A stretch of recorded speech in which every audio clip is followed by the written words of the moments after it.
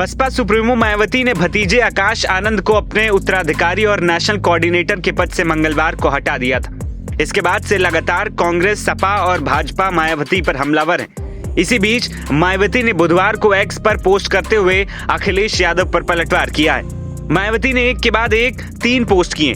अखिलेश ने आकाश आनंद को पद से हटाए जाने के बाद बीएसपी पर निशाना साधा था। इसके बाद अब मायावती ने पलटवार करते हुए एक के बाद एक 3 पोस्ट किए हैं। मायावती ने लिखा, बीएसपी संगठन में क्या कुछ चल रहा है, इस पर घोर दलित विरोधी सपा अगर कोई टिप्पणी और चिंता नहीं करे तो बेहतर। इसके बदले सपा नेतृत्व को चुनाव में उतारे गए अपने परिवार और उनके यादव समाज के प्रत्याशियों का क्या हाल है, इसकी केवल चिंता करनी चाहिए, क्योंकि उन सब का हाल बेहाल है। सपा का चाल चरित्र और चेहरा हमेशा की तरह आज भी जबरदस्त दलित, अति पिछड़ा व संविधान में इनको दिए गए आरक्षण आदि के अधिकारों की विरोधी पार्टी का है।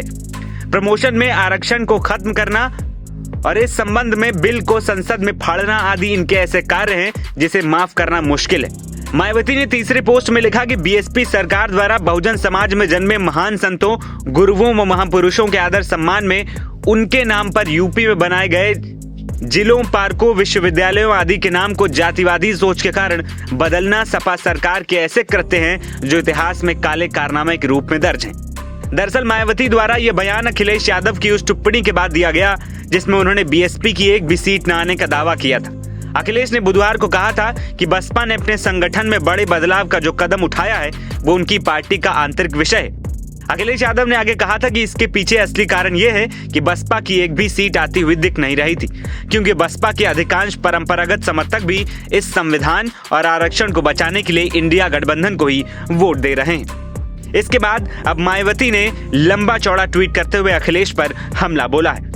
बता दें कि बहुजन समाज को लेकर डॉक्टर अंबेडकर के मिशन को आगे बढ़ाने के लिए कांशीराम की राजनीतिक विरासत संभालने वाली मायावती ने पिछले साल 10 दिसंबर को अपने छोटे भाई आनंद कुमार के 29 साल के बेटे आकाश को अपना राजनीतिक उत्तराधिकारी बनाए जाने की घोषणा की थी। लेकिन लगातार विवादों में फंसने के बाद आकाश आनंद को अब उनके पद से हटा दिया गया है।